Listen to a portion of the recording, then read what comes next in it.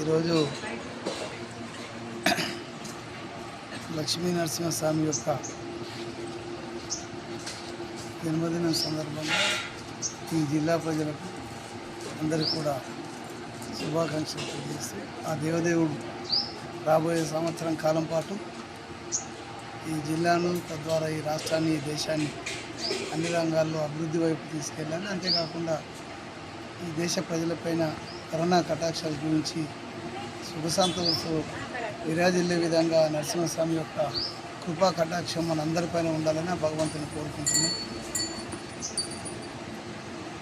అంతేకాకుండా పాడి పంటలు రాబోయే కాలంలో పాడి పంటలు సమృద్ధిగా పండి ఈ రాష్ట్రంలో రైతులందరూ కూడా ఆనందంతో విలసిల్లాలని, ఈ జిల్లాలో ఉన్నటువంటి ప్రజలందరూ కూడా ఆ నరసింహస్వామి యొక్క కృపా కటాక్షం దొరకాలని ఆ భగవంతుని ప్రార్థిస్తున్నారు. జై శ్రీమన్నారాయణ. లక్ష్మీనరసింహస్వామి వినాయక నగర్లోని లక్ష్మీనరసింహస్వామి టెంపుల్లో ప్రతి సంవత్సరము చతుర్దశి రోజు కళ్యాణం జరుగుతుంది. అలాగే ప్రతి వారము ప్రతి శనివారం కూడా ప్రొద్దున అభిషేకంతో పాటు మధ్యాహ్నం అన్నదాన కార్యక్రమం కూడా జరుగుతుంది. సాయంత్రం పల్లకి కార్యక్రమంలో కూడా చాలామంది భక్తులు ఇచ్చేసి పల్లకి యొక్క కార్యక్రమాన్ని ఘనంగా జరుపుకుంటారు. ప్రతి సంవత్సరము చతుర్దశి రోజు మే చతుర్దశి రోజు వచ్చే పౌర్ణమికి ముందు వచ్చే చతుర్దశి రోజు కళ్యాణ బ్రహ్మోత్సవం జరుగుతుంది. దానికి మొదటి 3 రోజులుగా కళ్యాణ వైభవ ఉత్సవాలు ఇక్కడ జరుగుతాయి. మొదటిగా ఇక్కడ ప్రొద్దున అభిషేకం తర్వాత మళ్ళీ గండోపదేశము, తర్వాత హోమం తర్వాత తెల్లవారి మళ్ళీ అభిషేకం జరుగుతుంది. అభిషేకం తర్వాత హోమం తర్వాత మళ్ళీ మధ్యాహ్నం స్వామివారి యొక్క లక్ష్మీ నరసింహస్వామి సమేతంగా ఇక్కడ కళ్యాణోత్సవం జరుగుతుంది. దానికి భక్తులు చాలామంది విచ్చేసి ఆ స్వామివారిని దర్శనం చేసుకుంటున్నారు. ఎవరైతే భక్తులు ఆయన కోరుకుంటారో ఆ స్వామివారు లక్ష్మీ సమేతంగా అనుకున్న కోరికలు నెరవేరుస్తున్నారు. ఈ సంవత్సరం కూడా అధికంగా భక్తులు విచ్చేసి స్వామివారిని దర్శనం చేసుకుంటున్నారు.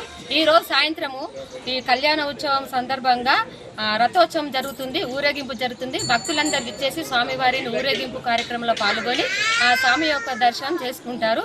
అలాగే లక్ష్మీ నరసింహస్వామి యొక్క కటాక్షాలు ప్రతి ఒక్కరికి ఉండాలని ఆ స్వామివారిని మన భక్తి మండలి తరఫున మనస్ఫూర్తిగా అందరినీ వేడుకుంటున్నాం. ఆ స్వామివారి ఆకాంక్షలు మాకు ఉండాలని కోరుకుంటున్నాం.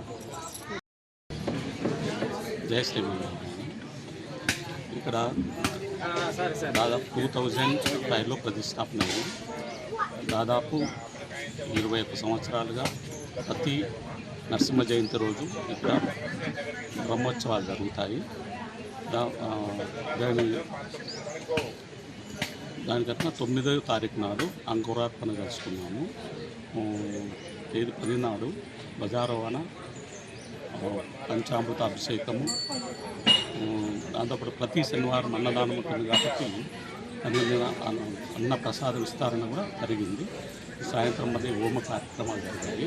ఈరోజు 11వ రోజు నరసింహ జయంతి సందర్భంగా విశేష అభిషేకము 11 గంటలకు శాంతి కళ్యాణము, అదేవిధంగా పూర్ణావతి కూడా ఉంటుంది. దేవత ప్రసాదంగా 1 గంటకు ప్రసాద విస్తరణ ఉంటుంది. అదేవిధంగా సాయంత్రము రథోత్సవం ఉంటుంది. ఇవన్నీ దిగ్విజయం చేయగలరని భక్తులు ప్రార్థన. సరే, ఇప్పుడు ఉగ్ర నరసింహం అని ఉగ్ర రూపం అని చెప్తారు, మరి ఇది ఉగ్ర రూపమా శాంతి రూపమా? ఇది శాంతి రూపం. ఎలా సైతంగా ఉన్నారు కాబట్టి శాంతి స్వరూపంగానే ఉంటారు. ఇక్కడ ఈ భక్తుల కోరికలను నెరవేర్చుకుంటారు. నిజామాబాద్ పట్టణంలోని ప్రజలందరూ కూడా ఇక్కడికి వచ్చి వారి కోరికలను నెరవేర్చుకుంటున్నారు.